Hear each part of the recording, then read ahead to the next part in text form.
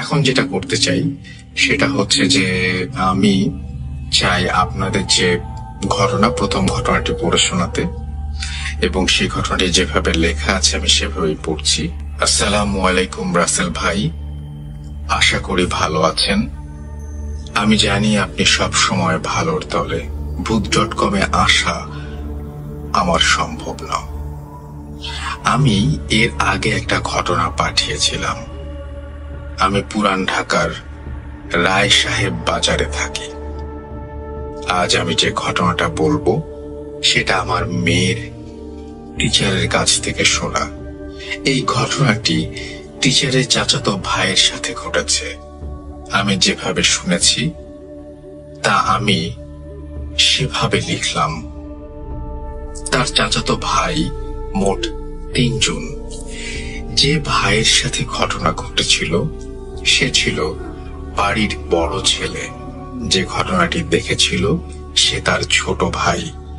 বড় ভাইয়ের বিয়ের কথা ঠিক হলো তাদের পাশের গ্রামে।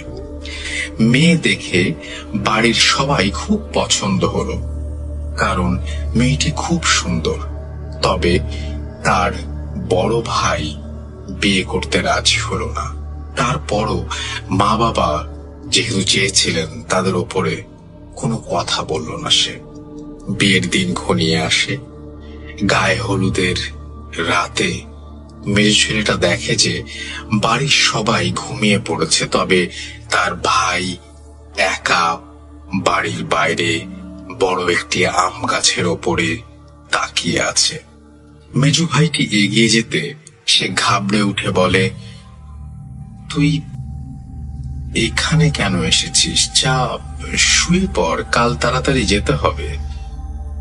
আমি ভাইয়ের কথা শুনে চলে গেলাম।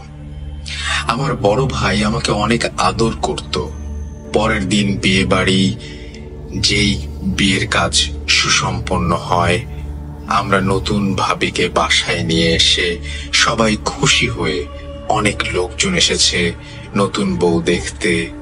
কিন্তু আমি দেখি যে ভাইটা আমার দূরে দূরে। মা বলল যে বউ ভাতের দিন তোরা কাকে কাকে সাথে নিবি। ভাই বলে আমার আর আমার এক চাচাতো ভাইয়ের কথা। মা বলে কাল গেলে তোকে 3 দিন থাকতে হবে। আমরা 2 জন খুবই খুশি। কখন ভাইয়ের শ্বশুর বাড়ি যাব? বউ ভাতের দিন আমরা সব কাজ সেরে বিকেল বেলায় ভাইয়ের শ্বশুর বাড়ি চলে যাই। নতুন জায়গা, নতুন সব মানুষ। রাতের খাবার সেরে আমি ও আমার চাচাতো ভাই বড় ভাইয়ের ঘরে গিয়ে দেখি ভাইয়া একটি চেয়ারে বসে আছে আর ভাবি খাটে বসে আছে। আমরা কিছুক্ষণ ভাবির সাথে দুষ্টুমি করলাম, কিন্তু ভাইয়াকে কেমন যেন গম্ভীর হয়ে থাকতে দেখলাম। রাত 11টা বাজে। তখন ভাবির মা এসে বলল, তোমাদের বিছানা করা হয়েছে পাশের রুমে, এসো ঘুমিয়ে পড়ো। আমরা ভাইয়ের কাছ থেকে বিদায় নিয়ে চলে যাই। রুমে এসে আমি ভাবি ভালো করে দরজাটা আটকিয়ে দিই। আমার চাচাতো ভাইকে বলি যে তুই ওয়াশরুমে যাবার দরকার হলে আমাকে বলিস। এভাবে বলে আমরা 2 জন ঘুমিয়ে পড়ি। ঘুমানোর পর 2-3 ঘন্টা কি হবে, স্বপ্নে দেখতে পাচ্ছি যে আগুন জ্বলছে। গরম আগুনের তাপ আমার খুব কাছে এসে লাগছে। আমি বুঝতেই পারছি না। হঠাৎই আমার চোখ খুলতেই দেখি আমার রুমে আগুন জ্বলছে। আগুনের ভেতর দিয়ে আমি দেখি যে আমার খুবই আদরের সেই বড় ভাইয়া হারিকেনের তেল নিজের শরীরে ঢেলে দিচ্ছে। আমি চিৎকার করতে লাগলাম, কি করব বুঝতে পারছি না।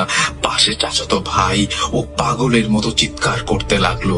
আমি দেখতে পারছি ভাইয়ের মুখে কোনো শব্দ নেই, সে চুপ হয়ে বসে আছে আর আমার দিকে তাকিয়ে আছে। বাড়ির সবাই আমাকে বলছে দরজা খোল। আমি আরো অবাক হয়েছি। আমি ঘুমানোর আগে দরজা বন্ধ করেছিলাম, কিন্তু ভাইয়া ঘরে আসলো কিভাবে? আমি অনেক কষ্ট করে দরজাটা খুলে দেই। সবাই পানি দিয়ে আগুন নিভিয়ে ভাইয়াকে হাসপাতালে ভর্তি করে। আমি পাগলের মতো চিৎকার করতে লাগলাম, কি করব বুঝতে পারছি না। বাবা মা বাড়ির সবাই। ডক্টর বলে 70% পুড়ে গেছে। পুলিশ এসে সবাইকে জিজ্ঞেস করলেন কি করে হলো। পুলিশ সন্দেহ করছেন ভাইয়ের শ্বশুর বাড়ির লোকদের।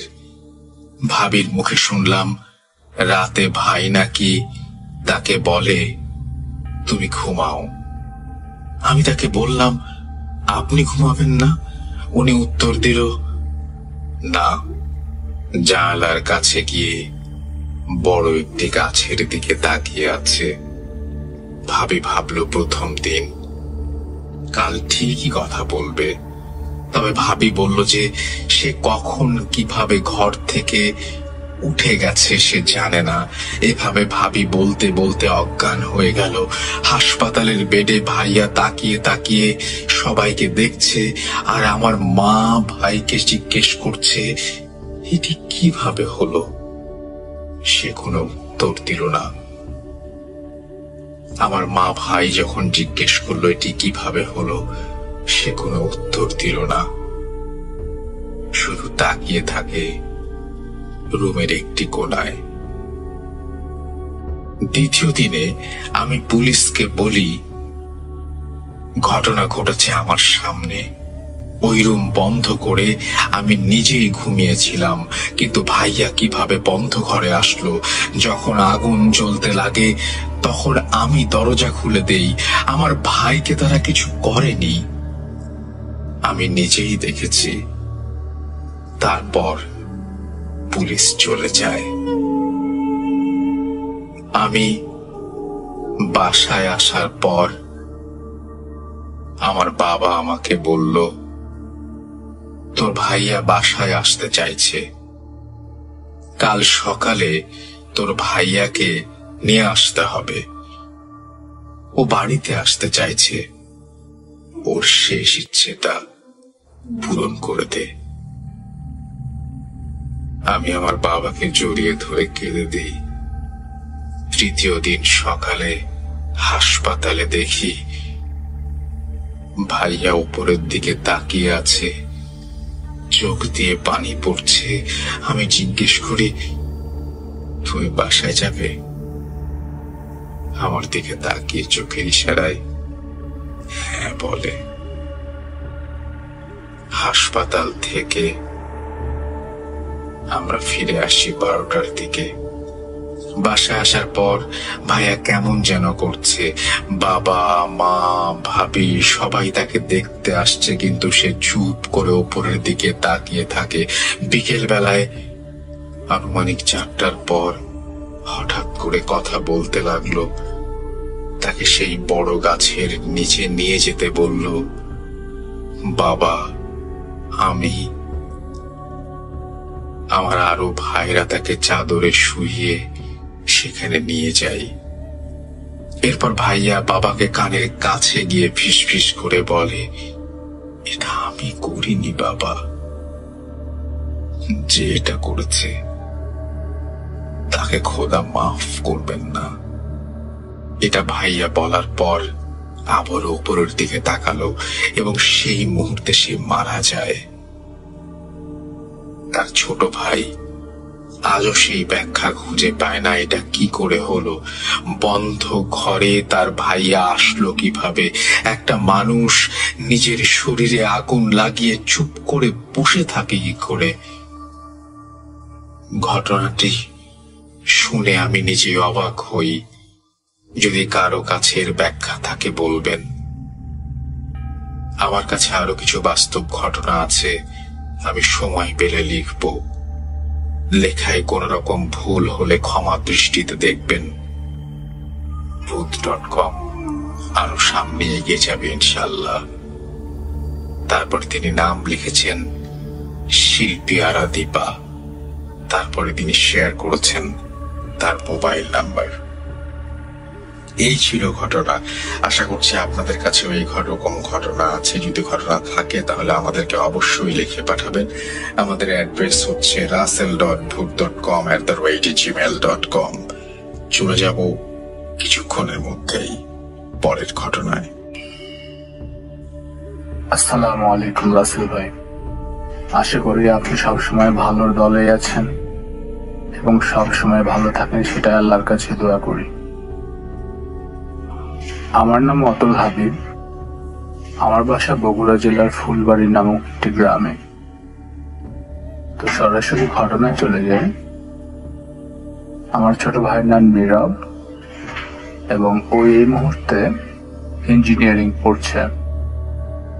তো ঘটনাটা 2017 সালে। আমার ছোট ভাই আমাকে এই গল্পটা শেয়ার করেছে এবং এই ঘটনাটার ব্যাখ্যা হয়ে আজ পর্যন্ত পাই নাই। আমাদের গ্রামটা একদম মূল শহরের সঙ্গে লাগানো, একদম যে অজপাড়াগা তা না, মেইন রোডের সঙ্গে আমাদের বাসা এবং আমার বাসার পাশে আমার ছোট ভাইয়ের বাসা এবং শহরের মধ্যেই পড়ে। সবসময় লাইট জ্বালানো, জাঁকজমকপূর্ণ, খুব সুন্দর পরিবেশ। শহর এবং গ্রামের মাঝামাঝি আপনি বলতে পারেন এই যে বিষয়টা। যাই হোক, সময়টা 2017 সাল। তখন আমার ছোট ভাই ক্লাস 10-এ, অর্থাৎ প্রি-টেস্ট পরীক্ষা অথবা টেস্ট পরীক্ষা চলবে। আমার পাড়াতে আমার আরেকটা ছোট ভাই, ওর নাম অন্তর। ওরা দুইজন ক্লাসমেট ছিল, একই স্কুলে পড়তো এবং একই ক্লাসে পড়তো। তো ঘটনাটা হলো, আমার ছোট ভাই আমাকে এভাবে বলেছেন, এটা ছিল ওদের যখন টেস্ট পরীক্ষা চলছিল, তখন টেস্ট পরীক্ষা শুরু হয়েছে। তো একদিন আমার ছোট ভাই তার বাসায় রীতিমতো শুয়ে আছে। হঠাৎ করে আমার যে ছোট ভাই অন্তর, ওর বাসা আমার বাসার পাশেই। অন্তর নীরবের বাসায় এসে দরজায় এখানে ডাকছে, নীরব, এই নীরব, এই পড়তে যাবি না? অনেক সময় তো হয়ে গেল, চল পড়তে যাব। ওরা আবার একটা জায়গায় একটা কোচিং এ প্রাইভেট পড়তো। তো এইভাবেই একদম পুরোপুরি ভাবে ওকে ডাকতেছে। তখন আমার ভাই বলল, এই অন্তর, এসে বস, আমি রেডি হই। কোনো উত্তর আসে না, শুধু বাস ডেকে যাচ্ছে, নীরব, এই নীরব,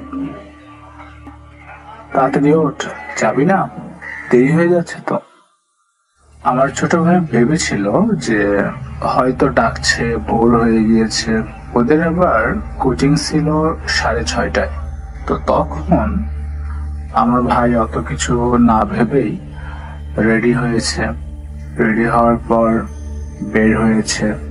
বের হওয়ার পরে ওই দেখলো অন্তর দাঁড়িয়ে আছে। তো অন্তর যখন নীরবকে দেখলো যে বের হয়েছে, তখন অন্তর তার পিঠটা ঘুরে নিয়ে রাস্তার দিকে আসলো। তো আমার ভাই এভাবে বলছে যে একটা মানুষ যদি দৌড় দিয়েও রাস্তাতে আসে, তারপরেও তার তো একটা মিনিমাম সময় লাগবে। আমার ভাই যখন ওই গেটে আসলো, ওই তখন অলরেডি আমাদের এখানে একটা দোকান আছে, সেই দোকানের এখানে খানিকটা হবে একচান্সে অ্যাবাউট 60 ফিট দূরত্ব। তারপরে ওখান থেকে আমাদের এখানে আরেকটা ডাস্টবিন আছে, সে জাস্ট দোকানটার কাছে গিয়েছে, নীরব আমার দোকানদার কাছে গিয়েছে, তখন অন্তর অলরেডি ডাস্টবিনের ওখানে। তো ওই বলতেছে যে, কে রে, তুই এত দ্রুত দৌড়াচ্ছিস কেন, এত দ্রুত দ্রুত যাচ্ছিস কেন, আমার জন্য একটু অপেক্ষা করবি না? তো তখন আমার ভাই ধীরে ধীরে হাঁটা শুরু করলো। ততক্ষণে অন্তর আবার ওই মাথায় আমাদের হচ্ছে ডাস্টবিন থেকে আরো দূরে একটা দোকান আছে, যেটা যদি আপনি দৌড়ায়ও যান তাও আপনার 2 থেকে 3 মিনিট সময় লাগবে, কিন্তু অন্তর এখানে প্রায় অ্যাবাউট 30 সেকেন্ডের ভিতরে ওই দোকানে পৌঁছে গিয়েছে। তো যখন মসজিদটা পেরোয় অন্তর ওই দোকানের মাথায়, তখন আমার ছোট ভাই চিন্তা করলো কি ব্যাপার, ওই এত দ্রুত ওখানে যাচ্ছে মানে, আচ্ছা এখন যদি ভোর হয় তাহলে তো একটু দিনের আলো বের হওয়ার কথা, কিন্তু এখন এরকম গভীর রাত কেন? তখন আমার ভাই একটু যখন সেন্সে ফিরল, হঠাৎ করে সে তার ঘড়িতে দেখল। সে তার ঘড়িতে দেখার পর তার মাথা ঘুরে গেল। সময় তখন রাত 1:55। ওইটা দেখে আমার ছোট ভাইয়ের একদম দিক বিদিক হারিয়ে ফেলল। সে কোনো রকম করে নিজের সেন্সটা ফিরায়া কোনো কিছু চিন্তা না করে এক দৌড়ে এসে বাসার ভিতরে ঢুকলো এবং বাসার দরজা লক করে দিয়ে নিজের ঘরের ভিতরে নিজেকে লক করে দিল এবং ভাবতে লাগলো এই মুহূর্তে তার সঙ্গে কি হয়েছে। সে তো স্পষ্ট অন্তরের আওয়াজ শুনেছে এবং অন্তরকে দেখেওছে সে কেটে দাঁড়িয়েছিল। এবং আরেকটি বিষয় যে ওই এত দ্রুত দ্রুত কিভাবে যাচ্ছিল, আমি যদি দৌড়ায়ও যাই তাও তো আমার এক জায়গা থেকে আরেক জায়গায় যেতে 5 মিনিট মিনিমাম সময় লাগবে, সেখানে ওই 30 সেকেন্ডের ভিতরে কিভাবে ওখানে গেল? ওই রকমই হবে সময়টা। তারপরে অত্যন্ত ভীত সন্ত্রস্ত হয়ে আমার ভাই কোন রকম করে নিজেকে সামলায়া ড্রেস চেঞ্জ করে সে তার মাথাটা বিছানায় রাখল। অল অফ এ সাডেন আমার ছোট ভাই কবুতর পালতো। ঘর সব দিক থেকে বন্ধ, কোনো দিক থেকে কিছু আসার সম্ভাবনা নেই এবং কিছু ছিল না ঘরের ভিতরে। সাডেনলি আমার ভাই একদম স্পষ্ট ভাবে ফিল করতে পারলো যে 2-3টা কবুতর ফরফর করলে যে রকম হচ্ছে তাদের পাখা এই ওড়ার সময় যে রকম শব্দ হয়, ঠিক ওই রকম করে 2-3টা কবুতর তার ঘর থেকে যেন এক মুহূর্তের মধ্যে বের হয়ে গেল।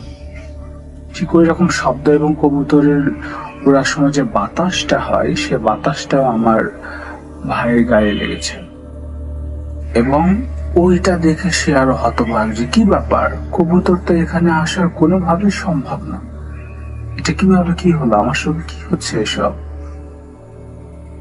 পরের দিন সে অন্তরকে জিজ্ঞাসা করলো যে কি রে, তুই অত রাতে কি আমাকে ডেকেছিলি? তো অন্তর বলল, পাগল হইছিস? তুই জানিস না আমাদের কোচিং করার সময় আমি কেন তোকে 2টার সময় ডাকতে যাব? ওই সময় তো আমি গভীর ঘুম। তো আমার ভাই তারপর থেকে খুবই সাবধান এবং খুবই নিজেকে সামলিয়ে রাখা শুরু করলো, কারণ এরকম ঘটনা কখনো তার সঙ্গে ঘটে নাই। ফার্স্ট টাইম এরকম ঘটনা তার সঙ্গে ঘটেছে। পরবর্তীতে আমার ভাইয়ের বাসা মোকামতলা, ওই আমার এখানে পড়াশোনা করার জন্য থাকে। তো তার পরের দিন সে ভাবলো যে না, এরকম হবে না, আমার বাসা থেকে আমি একটু ঘুরে আসি। তারপর সে তার গ্রামের বাসায় গেল। তার গ্রামের বাসায় আবার ওর ঘরের কাজ চলছিল। তো ঘরের কাজ প্রায় শেষ। সে বলল যে আজকে আমি আমার এই ঘরটাই থাকবো। এবার বাবা বললো ঠিক আছে বাবা থাকো।